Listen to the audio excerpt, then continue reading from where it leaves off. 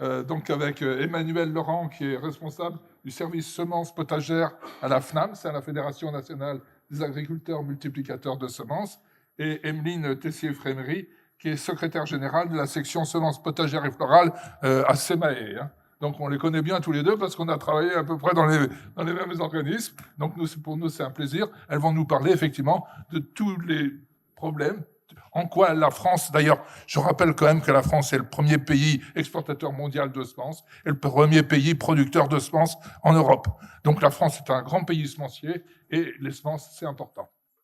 Merci Jean-Daniel. On va commencer déjà par présenter un petit peu la sole potagère qui est, effectivement est en constante évolution. Donc là, vous avez pas les chiffres, je vais montrer les graphiques pour que ce soit un petit peu plus parlant. Mais en 2014, il faut bien que vous vous rendiez compte qu'on était à peu près à 8000 hectares de production de semences potagères pour arriver en 2024 à un record jamais atteint jusqu'à présent de 28 000 hectares et une volonté vraiment délibérée de la filière de pouvoir vraiment développer toute la sole potagère en production de semences. Et des productions diversifiées, donc là ça concerne un petit peu moins, effectivement je vous ai mis également les légumes secs pour que vous puissiez voir à peu près l'évolution de cette catégorie de légumes et les florales. Juste pour revenir un petit peu en arrière, oui, quand même, sur la partie de ces 28 000 hectares, on a 3 grosses espèces qui font à peu près un tiers de ces surfaces-là. La carotte à peu près à 2500, 2800 hectares, l'oignon et puis la coriandre qui sont à peu près autour de 2000 hectares. Sur cette sole potagère, on ne pourrait rien faire si effectivement il n'y a pas un solide réseau d'acteurs professionnels qui impliqués dans ces productions de semences et notamment une progression également à tous les niveaux. Donc on a autour de ces 28 000 hectares observés en 2024, on a un réseau de 2500 agriculteurs, parfois et même souvent de père en fils, qui se transmettent la passion du métier, et environ 80 semenciers, structures semencières de toute taille, on va dire, des petits semenciers jusqu'aux plus gros semenciers. Dont je vois quelques noms écrits sur les murs. Concernant cette progression à tous les niveaux, là, je vous ai le graphique précédent présentait l'intégralité des productions de semences. Donc sur ces 28 000 hectares, bien évidemment, il y a une grande partie qui est faite en plein champ, mais je voulais quand même faire un petit focus sur la partie sous-abri, où ma foi, on a une production qui est non négligeable et qui progresse également. On passe en 2019 de 140 hectares jusqu'à 165 hectares en 2024. Et l'agriculture biologique à laquelle on s'accroche, voilà, qui grandit malgré tout. Je pense que le secteur potagère, c'est l'un des rares secteurs sur lequel reste encore une vraie croissance au niveau de l'agriculture biologique. On le voit sur les potagères fines, on double entre 2019 et 2024 les surfaces, passant de 207 à 426 hectares. Bon, je ne parle pas des légumes secs qui ne font pas partie du sujet d'aujourd'hui, mais pour lequel il y a une grande augmentation également. Et comme le disait Jean-Daniel, on a un commerce, non seulement on a une production de qualité en France, mais aussi on a un commerce qui est très florissant, avec un gros volume atteignant 350 millions au niveau de la balance au niveau en euros, pardon, au niveau import-export. Donc on est voilà, un pays fortement exportateur. Donc on va rentrer évidemment dans le sujet principal, les productions de semences potagères et florales sur lesquelles on s'est focalisé. Et ça offre une diversité florale très importante, avec des exigences et des contraintes de pollinisation variables, parce qu'il y a plein d'espèces, de diversités biologiques, florales, des autogames, des allogames, des différents types variétaux, des hybrides, des lignées, des populations. Une diversification florale qui est appréciable à la fois pour l'entomofaune sauvage, mais aussi pour les pollinisateurs domestiques qui souvent sont nécessaires pour faire nos productions de semences. Bon, je ne reviens pas sur les petites photos, vous en avez déjà vu plein. La seule différence là, c'est que nous sommes donc sur des plantes cultivées. À gauche et au-dessus, vous avez tout en haut, vous avez des productions de semences de carottes. En dessous, une production de semences de chicorée, un bourdon sur une ombelle de poireaux, un cirfe sur une ombelle d'oignon, un autre cirfe qui est un cirfe domestique, celui-là, je veux dire élevé, sur une production de semences de choux. Voilà. Il faut savoir que dans le cadre de la multiplication de semences, l'agriculteur multiplicateur et les apiculteurs sont main dans la main. Parce que, évidemment, tout le monde a besoin, les apiculteurs viennent chercher à nourrir leurs abeilles, et puis les multiplicateurs ont besoin des abeilles. Donc les ruches doivent être positionnées en temps optimal vis-à-vis de la floraison, donc pas trop tôt. Il faut attendre que ça commence à fleurir. Et puis, pour que les abeilles aient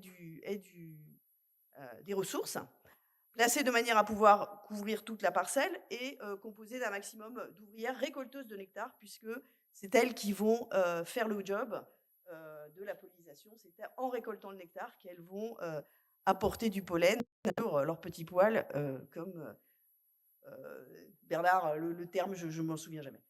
Euh, donc le multiplicateur doit s'assurer du confort des insectes pollinisateurs, et c'est très important. La présence d'abreuvoirs, l'arrêt des irrigations par aspersion pendant la période de floraison, et évidemment l'utilisation minimale, voire complètement nulle, de produits phytosanitaires. Et s'il y a obligation, eh ben, c'est toujours en concertation avec l'apiculteur et évidemment en conformité avec la réglementation, ça va de soi.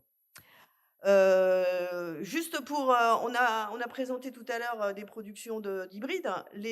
La production de semences hybrides nécessite des contraintes très spécifiques pour la pollinisation, justement. Donc là, vous avez une petite illustration d'une production de semences de carottes hybrides. Donc on voit les rangs mâles et les rangs femelles, parce que la concordance de floraison n'est pas optimale, on va dire, sur cette photo, mais ça permet au moins de les voir. Les productions d'hybrides, elles requièrent souvent plus d'insectes pollinisateurs que les variétés population. Et pourquoi? Parce que justement, il faut que les pollinisateurs se chargent de pollen sur la lignée mâle, et la lignée femelle n'a pas de pollen. Donc, il faut ensuite transporter le pollen de la lignée mâle à la lignée femelle. Et c'est un petit peu il y a une petite distance malgré tout. Et Bernard l'a évoqué, mais on l'a travaillé ensemble. Il y a des déplacements limités des abeilles. Elles sont souvent fidèles à leur zone de mutinage, et elles se déplacent aussi assez peu d'une lignée vers une autre. Donc, ça peut faire des contraintes. On a travaillé d'ailleurs en collaboration justement avec l'INRA d'Avignon sur le lien entre le nombre de pollinisateurs et le rendement. Et c'est un lien qui est complexe. Alors je vous mets ici l'exemple des travaux qu'on a réalisés sur la carotte porte-graine, donc la production de semences de carottes, et où on voit que pour ce qui est des carottes, des parcelles de population, on a un lien très fort entre le nombre de pollinisateurs, abeilles domestiques et pollinisateurs sauvages, qui sont effectivement vraiment très importants dans la production, dans la multiplication de semences de carottes, et le rendement grainé. C'est très significatif. En revanche, en parcelles d'hybrides, certes c'est important, mais on sait que on a vu que les pollinisateurs sauvages intervenaient moins, parce que justement, ils n'ont pas forcément, ils vont pas forcément trop sur la lignée mâle stérile qui n'a pas de pollen. En revanche, donc c'est plus les abeilles domestiques qui vont faire le job, mais c'est souvent moins significatif, parce que souvent il y a d'autres contraintes et d'autres effets, d'autres facteurs limitants pour la multiplication. L'attractivité des fleurs, c'est aussi un critère de sélection qui est parfois délaissé. Là, je vous ai pris un autre exemple qui est un exemple d'étude menée sur production de semences de chou-fleur. Donc l'attractivité, on l'a vu, bon, alors même si ils ont dit que ce n'était pas l'attractivité, mais la couleur, la forme, la taille, l'accessibilité, le parfum, mais surtout la quantité de pollen et de nectar, c'est ce qui va générer l'attractivité. Et ici, sur ce type d'étude, on a montré sur 14 lignées parentales, donc 7 mâles stériles, donc je rappelle, les mâles stériles n'ont pas de pollen, et 7 mâles fertiles, on a regardé la quantité de nectar dans chaque fleur. Et vous pouvez voir que la numéro 4 et la numéro 10, par exemple, ne prenons que ces deux-là, qui est une lignée mâle stérile, et ben moi, si je suis pollinisateur, je vais plutôt sur la 10 que sur la 4, parce qu'il n'y a rien à bouffer sur la 4. Donc c'est extrêmement important et cette étude a permis en discutant avec les sélectionneurs, avait permis, à l'époque de prendre conscience effectivement de l'intégration de ce critère dans leurs programmes de sélection, sachant que la quantité de nectar est corrélée à la taille, c'est révélé corrélé à la taille des nectaires. Et ça a aussi permis de montrer aux producteurs, aux multiplicateurs de semences que bah, il fallait adapter aussi les pollinisateurs. Alors là, c'était sous abri, les pollinisateurs qu'ils apportaient, parce que justement, les abeilles qui allaient chercher le nectar, bah, elles n'iront pas forcément sur la cape, alors que les mouches domestiques, qui, elles, butinent un peu tout, permettaient beaucoup mieux d'assurer ce croisement dans les tunnels. Et l'environnement des parcelles. C'est quelque chose d'extrêmement important en production de semences parce que certaines espèces sont moins attractives que d'autres. Par exemple, produire des semences de carottes à côté d'une parcelle de semences de tournesol, c'est un peu compliqué parce que les tournesols sont beaucoup plus attractifs. Donc l'agriculteur doit toujours veiller à l'environnement proche de ses parcelles. Et il y a aussi quelque chose qui a eu un impact assez récemment sur la multiplication de semences, c'est le développement de jachères mellifères. Et tout de suite, on s'est lancé dans des jachères composées d'espèces extrêmement attractives comme la facélie et le mélilo, par exemple, ce qui a pu avoir des effets, des conséquences très néfastes pour les productions de semences. Et du coup, il y a eu tout un travail qui a été fait, notamment en région centre, un travail expérimental qui a été mené de 2016 à 2021 pour mettre au point, avec tous les acteurs de la filière, donc les acteurs du monde des semences, avec mes territoires, avec tous les acteurs, même de la recherche sur les pollinisateurs sauvages, etc. Et aussi sur le gibier, par exemple. Voilà, bon, ça c'est un effet second, enfin c'est un effet dont je ne parlerai pas. Mais pour mettre au point un mélange qui soit à la fois extrêmement favorable aux pollinisateurs sauvages, tout en n'étant pas hyper attractif pour les abeilles, donc tout en favorisant justement ces pollinisateurs sauvages et en n'enlevant pas, on va dire, en n'attirant pas trop les abeilles pour qu'elles restent aussi sur les parcelles de multiplication et que les sauvages soient sur l'ensemble des parcelles et notamment aussi sur ces... Donc c'est un mélange qui aujourd'hui est mis en place dans ces territoires.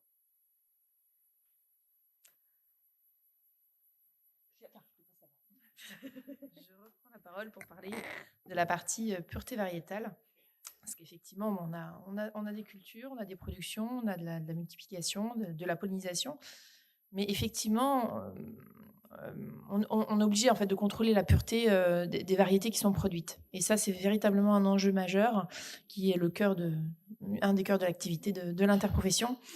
Et effectivement, on a des exigences sur les variétés, que ce soit potagères ou autres, hein, d'ailleurs, que ce soit le tournesol, toute espèce produite par pollinisation par pollinisation par le vent, en fait, on a besoin d'avoir effectivement une qualité de semence qui soit au top. Et donc, pour ça, les semenciers exigent effectivement de pouvoir contrôler l'environnement et pouvoir fournir en fait le marché de la bonne variété, de celle qu'ils ont décidé de produire. Donc effectivement, un oignon rouge parmi de l'oignon jaune ou de l'oignon rose, bon bah forcément c'est pas génial. Et généralement, ces impuretés variétales, donc il y a 3 facteurs qui font qu'effectivement on retrouve des impuretés. Donc généralement, c'est le fait d'un allopollen. Alors les 3 facteurs, c'est la présence de plantes sauvages à proximité de l'espèce produite, avec des espèces qui se croisent entre elles, donc carottes ou chicorées sauvages. Ça peut être également la présence d'un champ de multiplication d'une autre variété de la même espèce ou bien d'une espèce apparentée qui se croise avec la variété produite. Et également, il existe des cas d'échange de pollen à l'intérieur de la ruche. Donc des études ont été menées et ont retrouvé effectivement des pollens différents à l'intérieur de ces ruches-là. Pour contrebalancer effectivement ces facteurs-là, il faut mettre en place un certain nombre de choses. Par exemple, des distances d'isolement. On sait bien que les abeilles ont un rayonnement, plus ou moins important, et suivant aussi les différents types d'insectes pollinisateurs qu'on nous a présentés. Il y a aussi le fait d'avoir un écran par exemple une forêt. Donc ça, ce sont des choses dont on tient compte. Et effectivement, il y a ce qu'on appelle la convention type qui définit ces distances d'isolement lors de la production de semences et que les agriculteurs multiplicateurs sont tenus de respecter. Voilà. Donc ces distances, bien évidemment, elles varient selon les espèces, le type variétal, comme je vous disais, s'il y a un écran pollinique qui est en place, un écran pollinique naturel. Et pour aider les agriculteurs multiplicateurs et les semenciers, il y a eu le développement d'un outil de cartographie informatisé qui s'appelle Agreo en 2012 via les financements de CEMAE et qui ont facilité la déclaration, la gestion des parcelles de multiplication. Et effectivement, c'est une espèce d'algorithme qui permet de définir les distances d'isolement entre cultures, de les visualiser. Hein, vous voyez, donc je sais pas, visiblement ça va pas. Ah si, ça fonctionne. Vous voyez, je n'osais pas l'utiliser depuis le départ. Donc, les couleurs différentes représentent des espèces différentes et ça permet de mieux visualiser les parcelles de multiplication de semences. Et donc, ça permet de contrôler effectivement. Les professionnels se réunissent entre eux, on fait tourner l'algorithme et ça permet de voir si les distances sont respectées ou pas. Si elles ne le sont pas, il y a des accords qui sont menés, des parcelles à l'extrême qui sont détruites. Ou bon, voilà. En ce qui concerne la production de semences et la partie pollinisation, quels sont les enjeux pour demain ? Donc, on voit il y a un travail important qui a été mené sur l'optimisation des insectes pollinisateurs domestiques. Il y a également une concentration qui n'était peut-être moins le cas autrefois, mais qui est aussi plus le cas sur la faune pollinisatrice sauvage, comme l'a montré Emmanuel, avec une observation effectivement de la faune sauvage. Et un troisième critère qui intervient à plein de niveaux, mais particulièrement sur la partie production de semences, pollinisation, pollinisateurs également, c'est le changement climatique. Voilà. Et donc, il faut aujourd'hui prendre en compte ce critère-là pour pouvoir favoriser et se servir, entre guillemets, de la diversité des pollinisateurs sauvages de manière à effectivement sécuriser et pérenniser les productions de semences pour la planète. Et je vais laisser le mot de la fin à Emmanuel. Et donc, l'objectif de notre présentation, c'était de vous expliquer que les productions de semences ont besoin des pollinisateurs et de tous les pollinisateurs. Mais les pollinisateurs ont aussi... Pardon. J'ai tellement peu l'habitude de parler dans un micro, tellement je parle fort, mais excusez-moi. Donc, les productions de semences ont besoin de tous les pollinisateurs et les pollinisateurs ont aussi besoin de toutes les productions de semences, et pas seulement des semences potagères dont je vous ai parlé, parce qu'on a réduit à ça, mais c'est aussi une grande source d'alimentation avec les colzas, les tournesols, les trèfles, les luzernes, etc., au-delà des semences potagères. On vous remercie de votre attention.